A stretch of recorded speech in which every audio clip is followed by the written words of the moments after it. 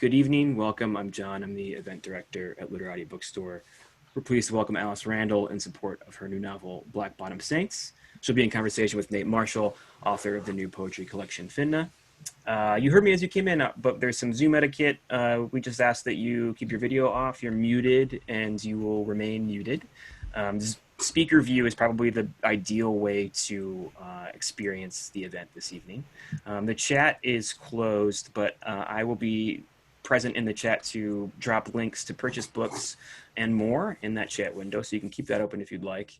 And you can also submit questions for a Q&A in the chat as well. So you'll be sending those to me, and I'll come back on at the conclusion of the conversation to ask any questions you'd like to ask. As a reminder, you can purchase Black Bottom Saints and Finna from our website, and I'll include a link, as I mentioned, in the chat, but also I will drop links in the description if you're watching later on YouTube. You can also shop for more books at literatibookstore.com. Thousands of titles are available for curbside pickup if you live in the Southeast Michigan area.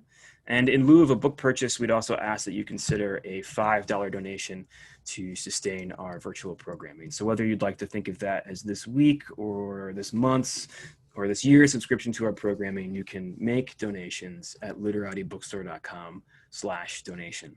Otherwise, we simply thank you for your attendance this evening, or this morning, or this afternoon, depending on wherever in the world you may be joining us from.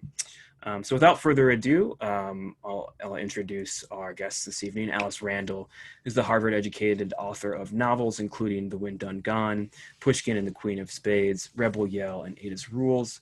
An award-winning songwriter, she co-wrote the #1 hit X's and O's, which celebrates Aretha Franklin.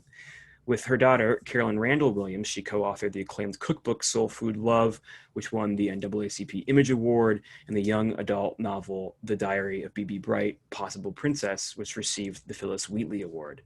A professor and writer in residence at Vanderbilt University, Randall teaches courses on soul food, African-American children's literature, and African-American film. A native of Detroit, she lives in Nashville, Tennessee. And Nate Marshall is an award-winning writer, rapper, educator, and editor. He's the author and editor of numerous works, including Wild Hundreds and the Breakbeat Poets, New American Poetry in the Age of Hip Hop. Nate is a member of the Dark Noise Collective and Coderex Crescendo Literary.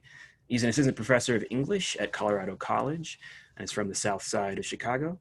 Please join me in using your Zoom clap or party explosion or heart reactions, and join me in welcoming Nate and Alice to your living rooms. Hey.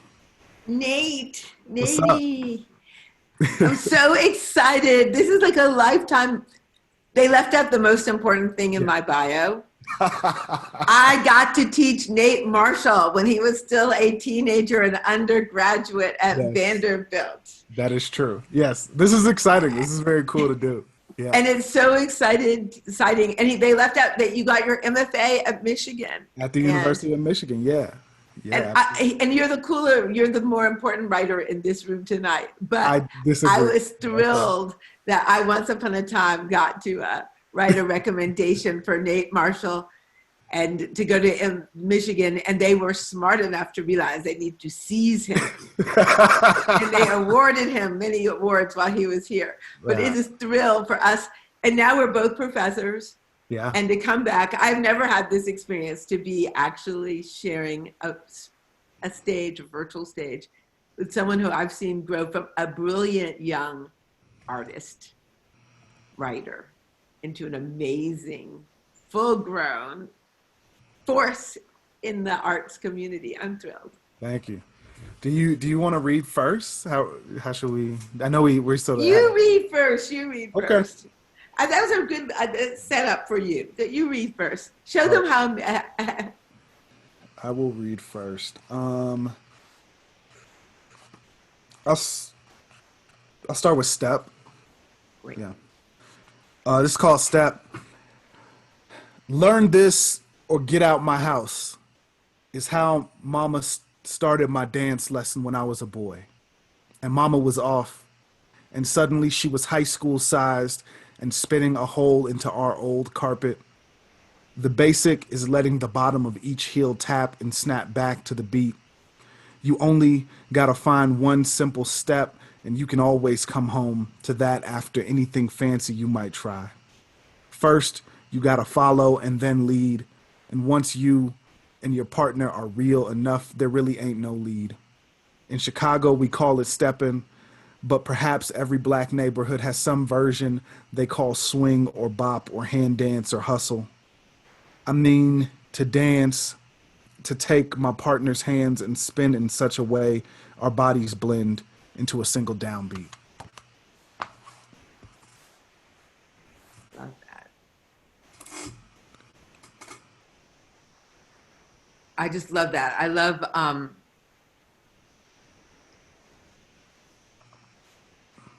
love how you take that family moment. Yeah. I love how you take this family moment and put a little epic. This is why I love this poem. I'm so glad he came up with this, started with this one. He said it was one that started as a short story potentially. Is that correct? Yeah. And so I always feel Nate is actually, I think you are a consummate poet and you have that compression, but you do at times want to leap for the narrative. And I love that one because you and I both write about parents and children from the two different perspectives. I write largely from the perspective of being a parent. Yeah. And these poignant moments where the parents are also traveling in time. Yeah. I find so haunting. Well, I was, in response to that one, let me do something I'm a novelist, so my stuff is long, so I won't be reading anything long, but I will read in response to that, this. Let's see.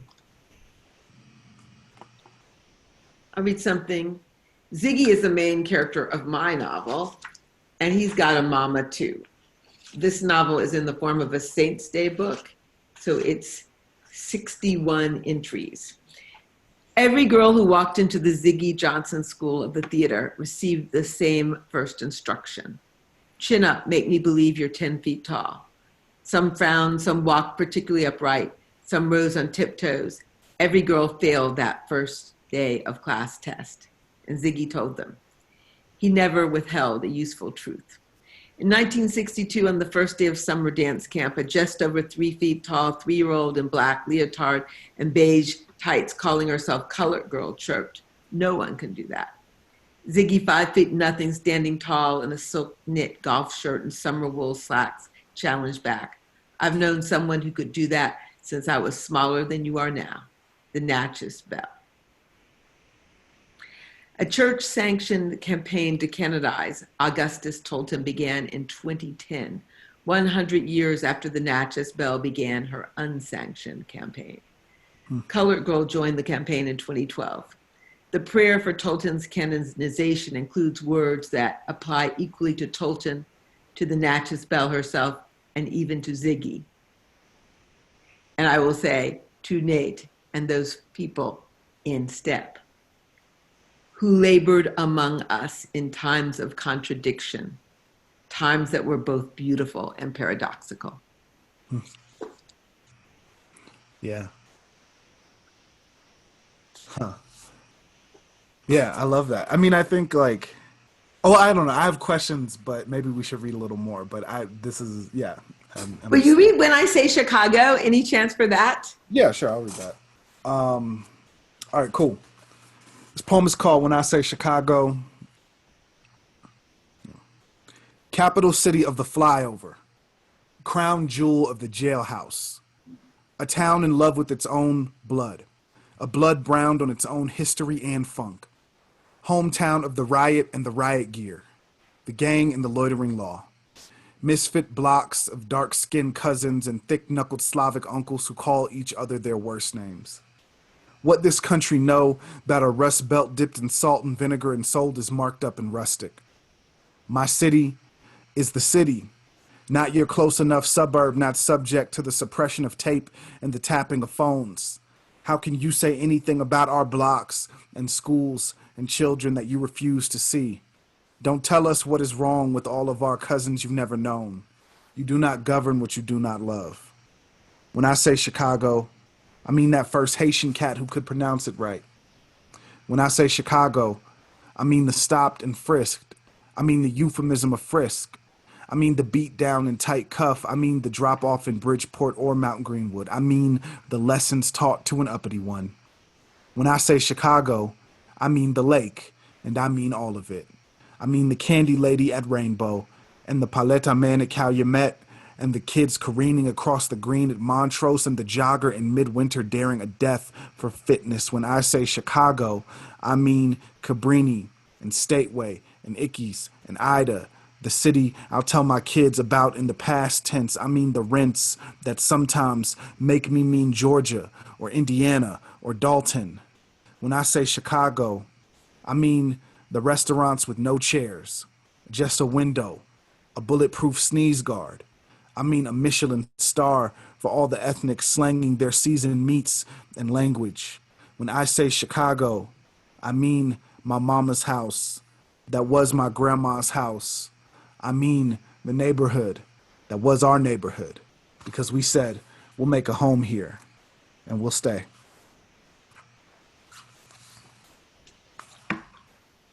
I love it. What I love, one of the things, our commonality that I realized from the very beginning when we first met at 30 years apart in age, was that we were both writers from the Midwest. We were both people who had Midwest street language in us, and also a huge amount of classic American and Western canon language in us, from what we had picked up. And I love how you've worked both ends of that street. Right, And that's something I always said when I was when I first started writing. I said I was writing in the vanishing language of an illiterate people, my grandparents' language. I was born in Detroit in '59, and my grandparents couldn't read or write, and so the only way to remember their language is the oral memories. Yeah. Somebody else who worked both ends of the street and a little bit went the wrong, crazy way, I want to read back to you, is Robert Hayden. And we'll get into, and Robert Hayden, as you all know, was at University of Michigan. The poet known as Robert Hayden was born in Detroit's Black Bottom in 1913 to Ruth Sheffield and was named Asa Sheffield. When Asa was 18 months old, he was informally adopted by his next door neighbors, the Haydens, Sue, Ellen, and Will, austere Christians, raised the boy as their only child and began to call the future poet laureate of the United States of America, Robert. Ruth Sheffield, an actress who knew her way around a bar, remained in sporadic contact with the child she birthed, often on vying for his affection and attention, while maintaining the Hayden's rules of formal adoption. The eastern border of Black Bottom was the railroad tracks at St. Albans Street. The western border of Black Bottom was Brush Street. The southern border was the river. The northern border was the southern border of Paradise Valley, the Black Entertainment District. For the first half of the 20th century, Black Bottom was the commercial district as well as the residential district, more important to and more delightful than any other in African Americans in Detroit. Its opportunities, institutions, peoples, and delights lured thousands out of the South. By the end of World War I, Black Bottom was established as a municipality along with New York's Harlem and Chicago's Bronzeville, with a clear claim of being one of the three most economically, politically, and artistically powerful Black communities in America. For decades, Black Bottom had three distinct advantages over both Harlem and Brownsville: its close proximity to Henry Ford's auto factories, its close proximity to Paradise Valley, a Black red light district where all the primary doors to ecstasy, music, gambling, prostitution, liquor, and drugs stayed wide open for business 24/7, and its close proximity to Canada. When the world was still moving in thick, dark rivers from the farm south to the city north, Robert Hayden made the reverse migration. In 1946, he trained south from Michigan down to Tennessee to teach at Fisk University. When Colored Girl enrolled as a freshman in Fisk in 1977, she arrived on a campus Hayden had departed a decade before to return to the orbit of Detroit and teach at the University of Michigan. Colored Girl didn't know this. She had forgotten Black Bottom, Hayden. and Fisk Hayden. So a lot of people forget that before Robert Hayden became the Poet Laureate of the United States, he was born in Black Bottom Yeah. to a showgirl, and he wrote, and in his best moments, he loved his W.H. Auden moments. I love the moments in his poetry when Black Bottom shines through, when he claims, I knew all the stars of Africa. That, Yeah. you know, Yeah. I mean, I also think it's interesting, right, that you're doing this work with Hayden. Particular, I mean, it's one of the reasons why I sort of thought about that as a natural thing for you to read, because Hayden had like, he literally has a sort of similar like reverse migration story, right, from Detroit to Nashville, right? Yeah, and so that feels just so in conversation with you.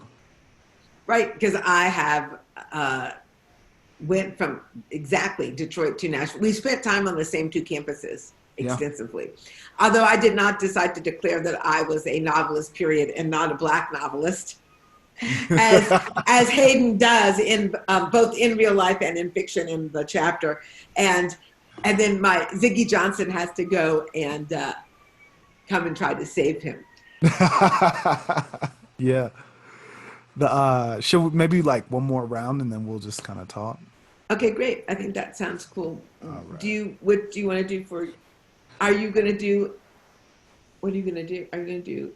I'll do this one. I'll do Which one? this is the last poem in the book, and them. Ooh, yes. And them. And you too if you feel it. And you know by feel it, I don't mean bought it. And I don't mean studied. And you know by feel it, I mean the whole nation head nodding to niggas they tried to lock up or out. Or I mean my whole talk a cakewalk every time I'm on the phone tricking you into my humanity, or on my CV deceiving you into hiring a maroon. And you know by feel it, I don't mean you opted in. I mean my people here and been here, making genius from gristle.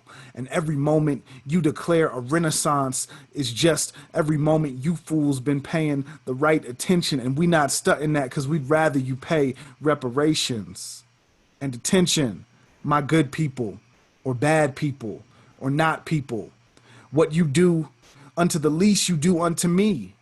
Because every time you decided I was acceptable or articulate or actually okay, you don't know who you let in. You let in my mama and my daddy and my greasy grandmammy and my hood and my woes and all the folks who taught me my flows and my thugs and my killers and all the ones you think are drug dealers and my people and my people and my people and my people and my fine people and them. Cool. Well, that is my favorite poem in the book. I love that one. And, you know, I had not read the book until the collection, until I had finished writing my novel. And it is wild to me, the overlap of the themes. Yeah. Because that, if I had to write a title for this talk, it would be NM and 50, 11, and 61 Saints. But it would be that poem is so much of this book distilled, because it's all the Black lives. I actually have the drug dealer Scatterbrain is one, heroin dealer is one of the saints. Yeah. And he's part of the tapestry of actual integrity of the book. He's not just a drug dealer. There's other things to him. It's this, when you see the community has virtues from a lot of different directions. I want to read back to that one. When you said the phrase cakewalk was in there, I noticed that when I reread that. And I made me think of two of my favorite saints that are hard to talk about are Butterbeans and Susie. I'm just going to read a very short part from that. Okay. Butterbeans and Susie. In honor of the cakewalk, because they did perform that. They were born in the 19th century, both of them.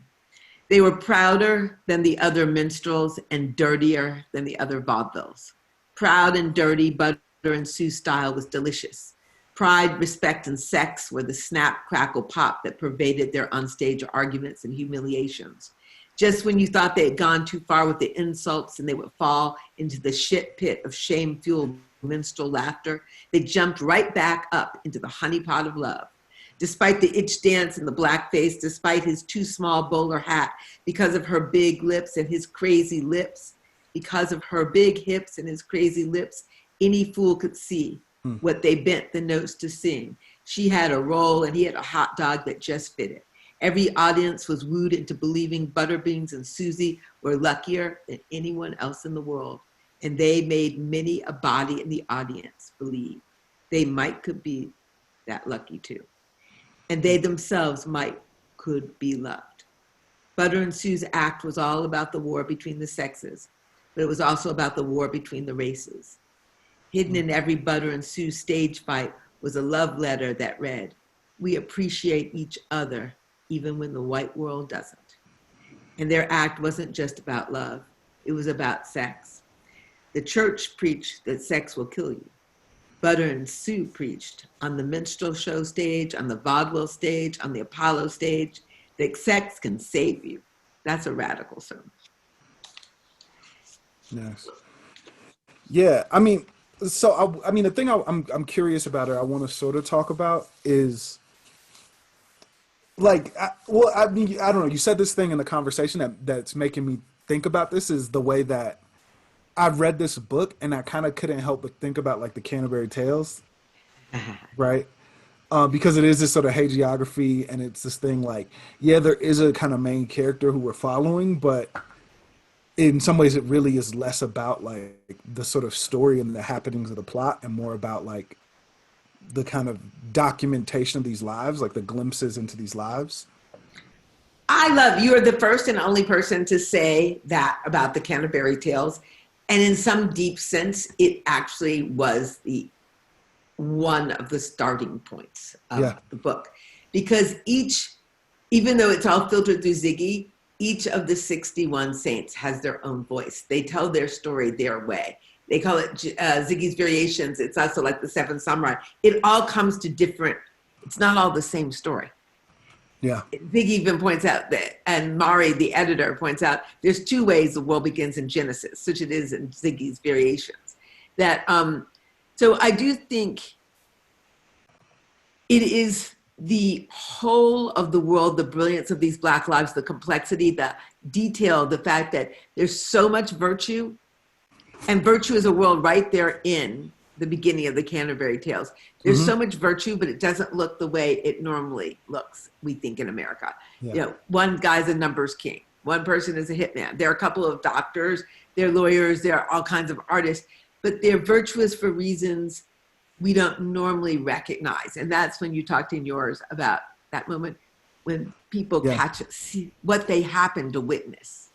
Yeah, I mean, you know, I think this is like a thing that sometimes other folks maybe miss in terms of like, I guess in terms of like Black life and a kind of the layers of a Black community, is that there are these ways in which like figures who in the kind of larger scheme, right, in the more sort of more dominant space are might be seen as like problematic or criminal or like antisocial or whatever, right? Like we recognize them and have to reckon with them as like a part of the community, and often like as a kind of community leader, right? Like this notion of like the numbers runner as like, yeah, as a sort of like community stalwart is not, yeah, I mean, like that was what was happening, you know. And the numbers kingpin, the numbers runner is a community stalwart, and the numbers kingpin may be the largest philanthropist in the community. Right. And a civil rights activist.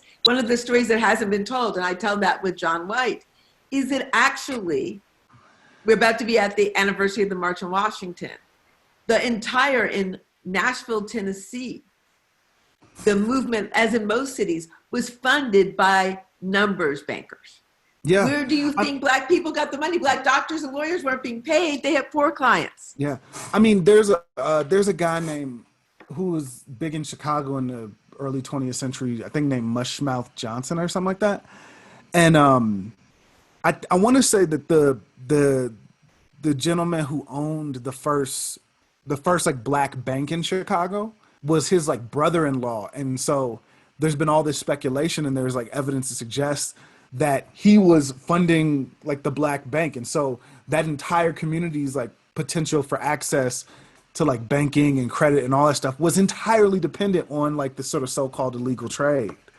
And that's Well, like, well, you know, I think this is like the thing that sometimes like white people miss when they're like passing judgment, and some black folks, frankly, when they're passing judgment on these kinds of things, is like when you exist as a sort of perpetual underclass who isn't allowed the like full access into things, like you make stuff, you don't stop, you know, being you know, like having ingenuity or being a sort of businessman or whatever. And so if you can't operate business in the ways that like the society says you're supposed to operate business, you're still gonna have a business.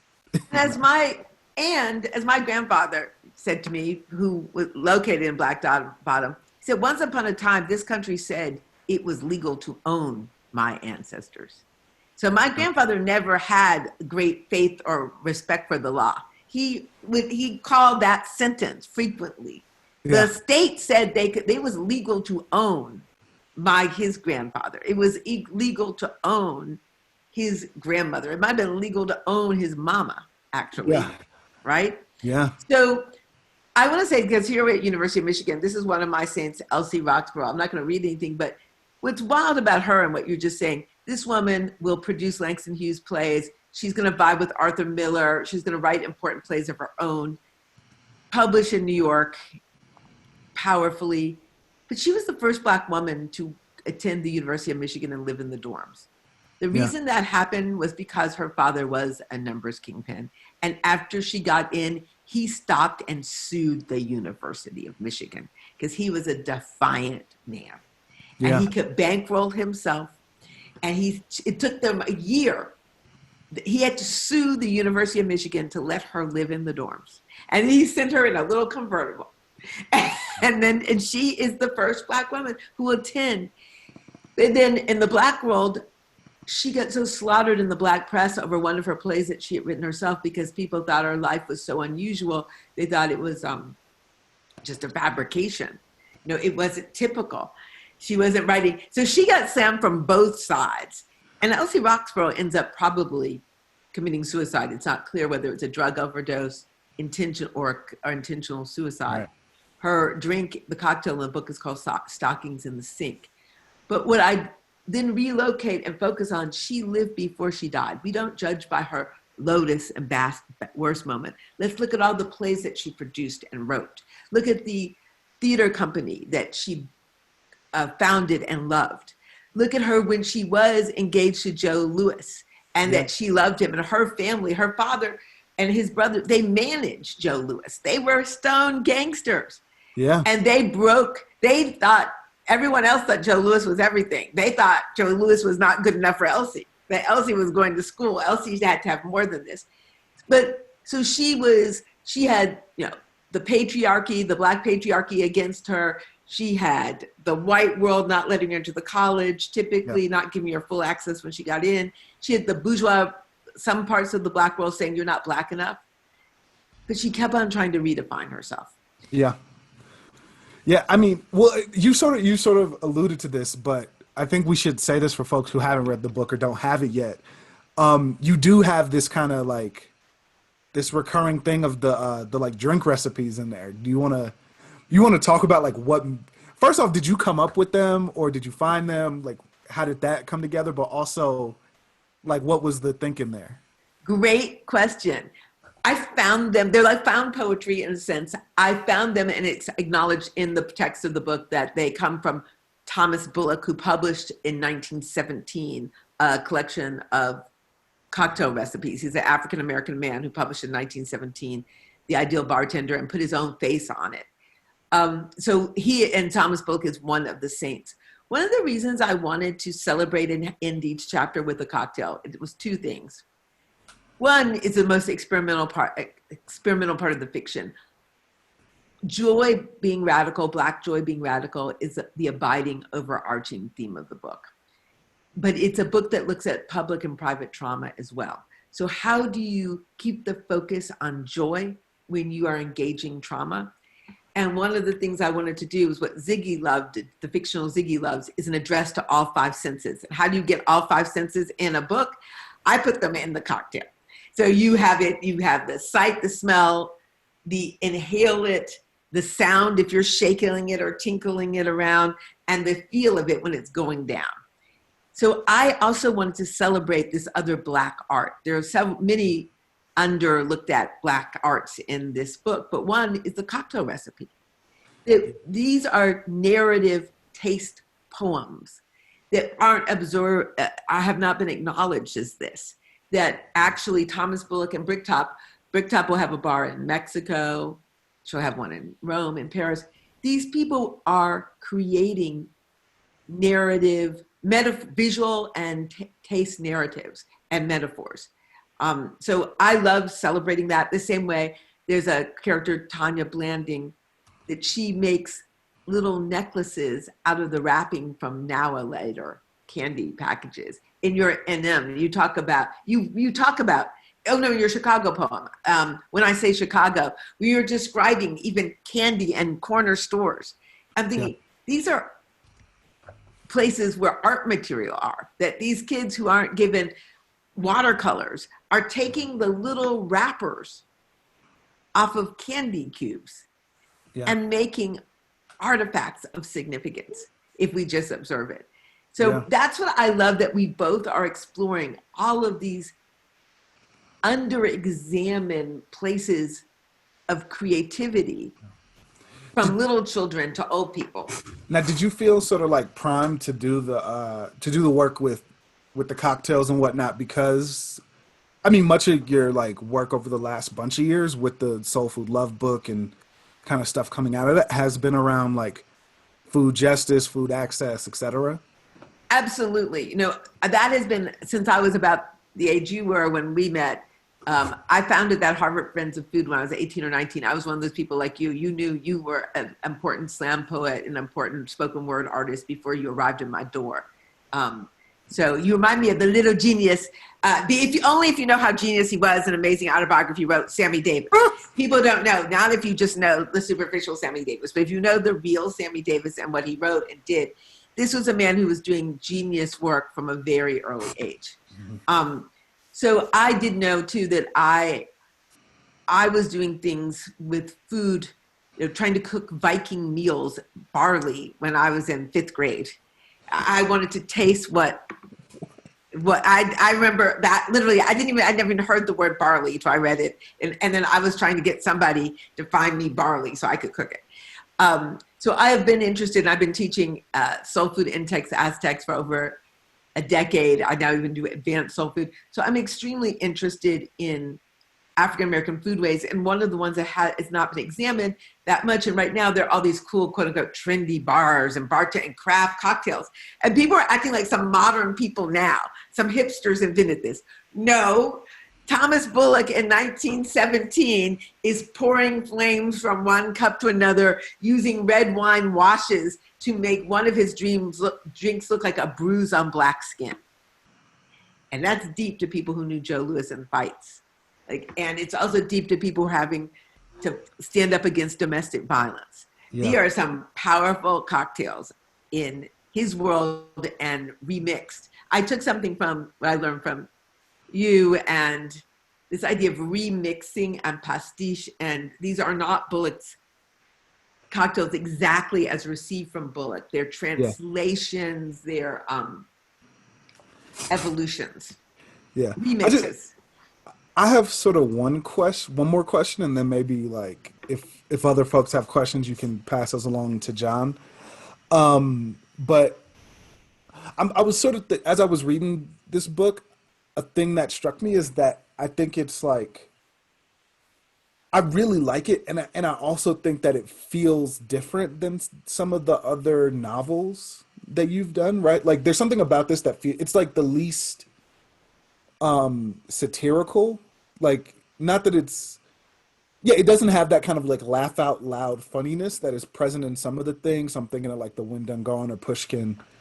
And I'm curious, like, was that intentional, or, like where do you sort of see humor functioning in this? Or is it sort of not there? And if not, like, why?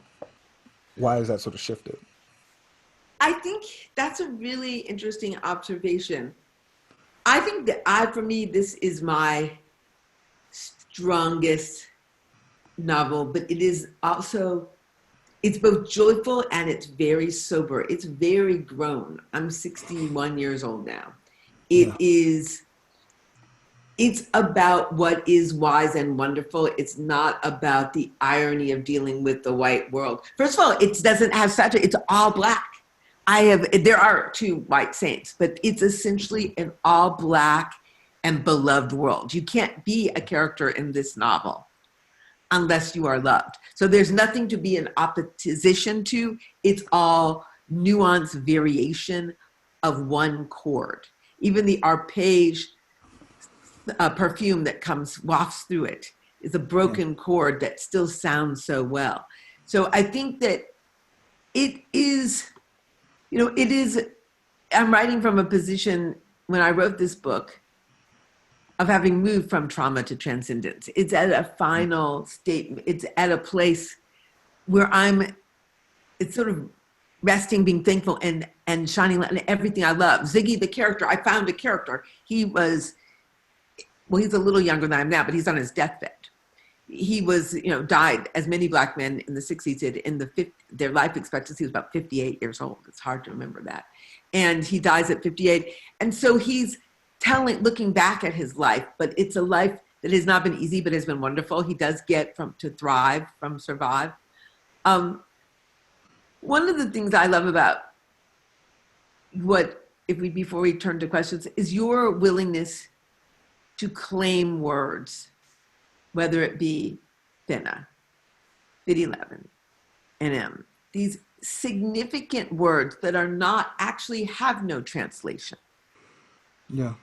Because they actually are ideas, they are collective, they are artifacts of wisdom, artifacts of perspective. They are whole worldviews. If words are saying infinity in a grain of sand, infinity in an hour, this is whole perspectives in these words. I wanted you speak about the anxiety of claiming and not claiming those languages and words. Mm-hmm. And one of the things I love about this volume is that I feel that you claim unapologetically your entire vocabulary of this vast, from Chaucer to Shane Street in Detroit. Absolutely. Can you talk about some of the words you claimed and also read them, Finna?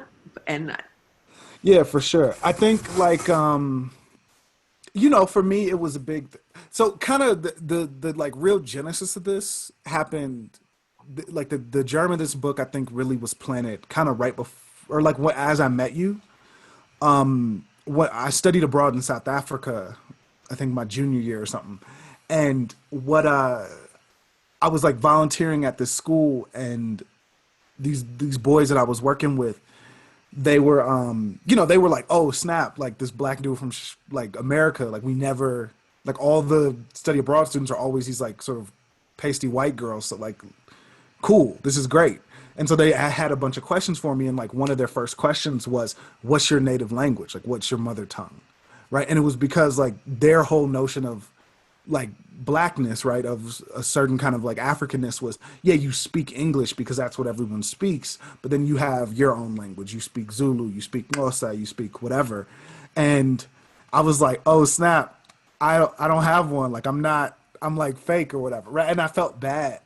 But I think the thing that that has been a kind of evolving thought process since then was like, oh, actually that's not true at all, right? Like certainly I speak English, right? But it's not the sort of King's English, right? Like that's not actually my sort of lingua franca.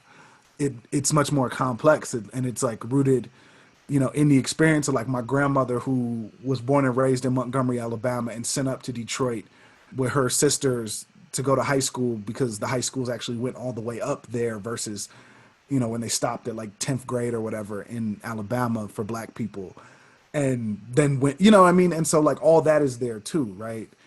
And so that's just kind of like, I don't know. I think like for me, that is really that initial line of questioning on forward is the thing that has really shaped and challenged my relationship with all of my languages, so to speak. But I'll read this poem, and then I guess we can, and then maybe you'll read a little bit, and we can open up for folks. All right. Finna. So this one time I was finna say finna in an academic context, and a voice in my head said, "Shouldn't you be worried about using a word that ain't a word?" And I was like, "Word." And for a long time, that was how I let my life happen. I let my mind tell me a million no's that the world had implanted in me before I even formed questions. I let my power be dulled by my fear of fitting. But I remember a million finnas I avoided to get here. Like the day them dudes jumped me off the bus and I was finna get stomped out like a loose square. Or the day they got to shooting at the park and I was finna catch one like an alley-oop. Or the day my grandma died and my grades dropped and I was finna not finish high school except I had a praying mama and good teachers and poems to write. I'm thankful for all these finnas that never were. And when I remind myself of who I've always been, I remember why my finna is so necessary. Finna comes from the southern phrase fixing to, like I come from my southern grandmothers. And finna is this word that reminds me about everything next. Even when I've been a broken boy, I know I'm fixing to get fixed. I'm finna be better.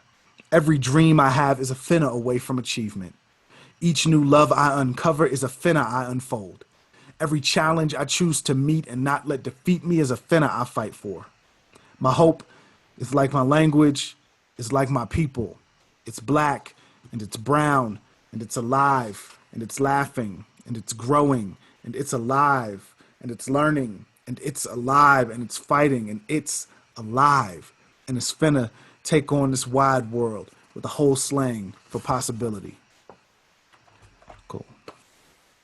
I'm going to, if I can find it, I'm finna read something for your grandmother who had to come up from Alabama. Yeah. I did not even, when you said that, it reminded me of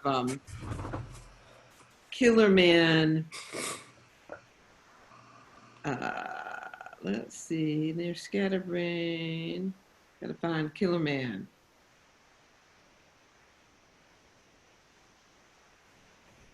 Let's see, 1912. Let's see.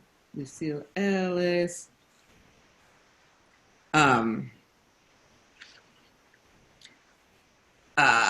Let's see. I can't believe you. I didn't know you were going to mention that. I didn't know that. This is about a person called Killer Man Johnson, patron saint of cagey cornermen, versatile allies, and other able motivators. There's so much, has a good first line, comfortable goes with baby. This is Thanksgiving 1962, the best game ever. Me and everybody in Detroit claimed it was just the world watching. It was just the world watching. It was Jesus and the 12 disciples watching that game. Only God and Mary didn't come. It was the Packers. This is the Green Bay Packers versus the Detroit Lions. And I'm going to go right to the important day. And Killer Man is there. Game day, Killer in the stands in his cashmere coat, leather gloves, a wool muffler, argyle socks. The temperature never dropped below freezing. He had a flask in his breast pocket, and beneath the flask, under his skin, he had a heart full of hate for Bart Starr. Starr had played at the University of Alabama when George Wallace was standing in the schoolhouse door. It was rumored in the black world that Starr's daddy ran the prison work games for the Alabama Highway Department. What we knew for sure was that Lanier was the $1 million white high school that opened in 1929. In 1930, there were some 30,000 African Americans living in Montgomery, Alabama, the capital of the state, and there was not one black high school. Hank Williams and Zelda Sarah Fitzgerald both attended Lanier. Detroit knew all that. I put it out in the dancing schools. The kids took it home to their parents, and their parents took it to the betting shops. Killer whispered it in Night Train's ear. Urban legend said Killer whispered it into the ear of 300-pound Roger Brown, who sacked Star on one of the first plays of the game. Star would be sacked 11 times and lose 110 yards. 32 million people watched on television, watched without seeing how powerful Killer Man's whispers were. It was reported in the press that 7,598 watched, 57,598 watched from the stands. No one counted how many listened with me, gathered into the ebony room of the Gotham Hotel, waiting to buy drinks for Killer and Night Train, and to hear what the radio announcers didn't know or tell. Killer Man died in 1966. He had asthma and died of pneumonia. Dick Gregory got there the day before and kept Killer laughing on his deathbed. Gregory had Rose Bowl tickets in the breast pocket of his top coat, tickets he had purchased, intending to take Killer to that big Pasadena game. If I just go back to, Black people knew that in 1929, there was $1 million high school, white high school in Montgomery, Alabama. And at 1929, not one high school for Black kids. And literally they got justice in wild places like football games. And this is what I have been able to shine small lights on, how a man like Killer Man Johnson was more than we see. That was performance art. Yeah. And he did it legally. Sacking Bart Starr was a legal thing. Yeah. Yeah, I mean, that's kind of this is like the subversive thing about these, particularly like folks in kind of combat or contact sports, is it's like, man, Joe Louis kind of got paid to like beat up white dudes for a living. Like what you're talking about like a pre-war like Black person. Like what better job could you imagine given the sort of like space of the time? And how important it was to Black people to see that rising from the ashes. Yeah. But my father said down in Alabama when they're listening around the white people's radios, or there's some place they went, that you had to wait till you were far away. This story is repeated, it's been in much literature, but this is real. You had to get away from the white people where you could start screaming, Joe Louis won, Joe Louis won. Yeah. But he does become an international hero. And he's another one who's this sort of like Alabama to Detroit. I mean, this product of migration in this way, right? Absolutely. That specific Alabama. Bama bad. I mean, I said I was born in Detroit, Alabama. And Ziggy was born in Chicago, Mississippi. Yeah, I told folks, Chicago just cold Mississippi. They say the two biggest cities in Mississippi are New Orleans and Memphis. And Chicago's just a Delta town. That there are certainly certain neighborhoods. There are certain housing projects in Chicago that are the next town over to Moorhead, Mississippi. That's actually the truth. Because kids are going, even to this day, back and forth to grannies and aunts and parents. Yep. Are there any questions? Yeah. Do folks have? We have one question so far, and folks can continue to send me questions at any time, and I'll ask them. The first question is from my colleague Carla, who has made Black Bottom's Answer staff pick, and she writes that she's only just started to learn about the history of the city 1 hour from me, and your book adds so much. But her question is, which three of the Saints cocktails are your favorite? The cocktails.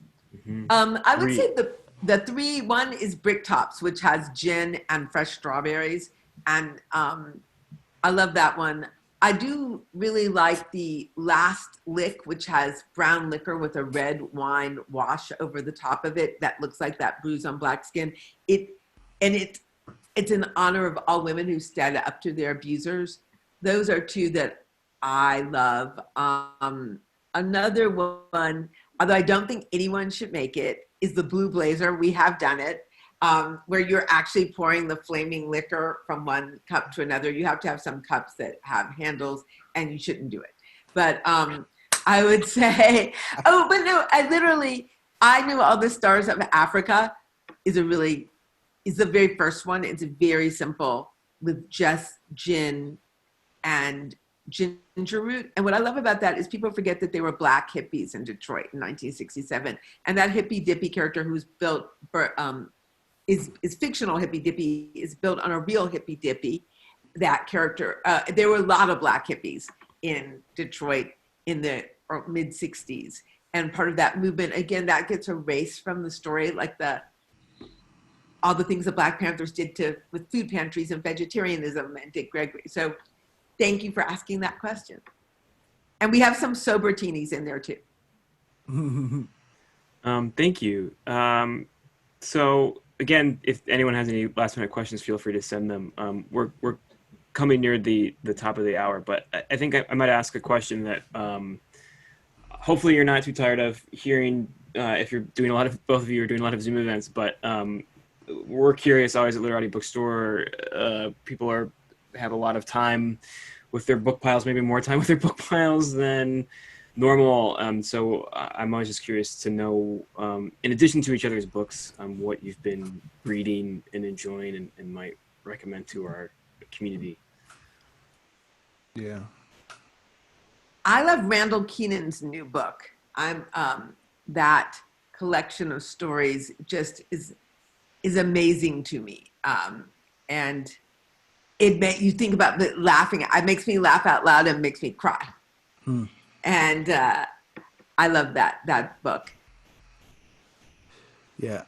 I've been doing a lot of nonfiction lately. And so I've been kind of going back and forth between The Life of Langston Hughes by, what is it? Rampersad I think Arnold Rampersad. And then also Isabel Wilkerson's new book, Cast, is one I've been just dealing with. I think is really, I think it's rich. I think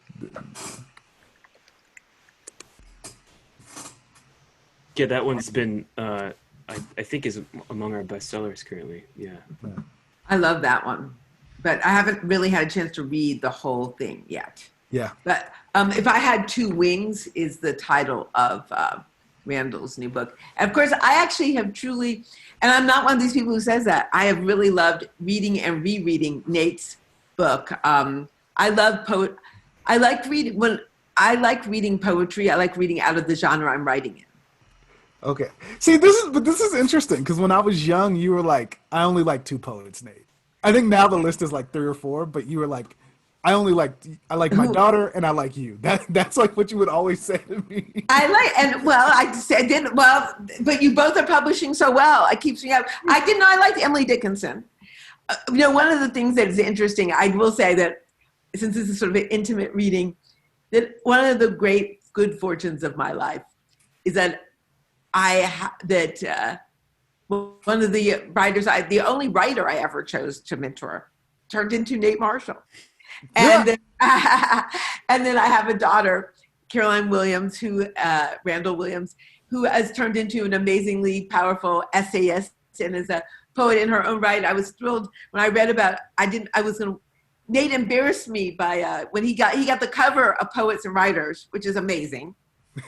I was thrilled with that. And can you only imagine when they asked him a question about who did he like to read, he shouts out and says, well, there's this poet who's underread, Caroline Randall Williams. He shouted out to my daughter. So it's really who is his other colleague. So I have been very fortunate to have very near me 2 important voices, young voices. And my feeling right now, it's all about new voices and old heads. And I know with us all working together, I think it's very important. I will go right out there and say my saints that for right now that I want everybody to be thinking about is Lynette Dobbins Taylor, because she is the one with her husband Hobart stood with Lyndon Johnson, helped get him elected president. And the way Harris is standing with Biden, I was like Lynette standing with LBJ, and the way they went all the way with LBJ, they came up with, I think we've got to get together the old heads, the young voices, new voices, and the middle, and we've got to get this thing done. It's a sandwich. We've got to go at it. No matter what we wanted in the first place, we've got to be realistic. Like Bart Starr is on the field. You got to take him down. Even if it means all the numbers banks are going to take horrible hits because everyone thought that the other people were winning. You know, that you've got to take them down. What is that? Nate, can you read that poem about it? Like, can we possibly? Would you possibly be willing to take us out and have the last word and read your poem about numbers that are too big to name? Yeah, got you. Yeah, real quick, shout out to Dr. Ward, who is in the reading. He let me sit in on his hip hop class very graciously back when I was doing my master's, and so I appreciate him showing up. Okay, let me see. Oi. All right, this is called Fit 11. How much is owed to those who wore the chains, who tilled the land, who nursed the babes, who mixed the grits, who fried the food, who chopped the wood, who picked the bowls, who ran the road, who fought the war, who shared the crop, who made the name, who wore the noose, who blacked the codes, who sparked the schools, who juked the blues, who showed the soul, who left the South, who stayed the course, who caught the hell, who marched the march, who broke the strike, who struck the blow, who took the vote, who held the hood, who housed the club, who queered the notes, who spun the jams, who funked the flow, who built the thing, who built the thing, who built the thing. You know, take the payment you ain't give for all that and press it down, make it overflow, fit 11 times, and give me that in my own numbers of my own currency. Cool. Thank you. Thank you all so much for hanging out with us. Thank you. Thank you. And Nate, Dr. Ward says, Nate did more than sitting in my class. He gave a great lecture / performance. Look, I mostly just sat in the back. Nate Marshall, Alice Randall, thank you so much for joining us this evening. Thank you, We John. appreciate Good to it. see you, For man. having Good to us. see you, Nate. And we hope to have you both in the store soon when it's safe to do so. But Yes, until yes. then, continue to stay safe. And thanks again for sharing your words. And for all of you who joined us tonight, thank you for tuning in. And we'll see you at the next event. Take care, All right. everyone.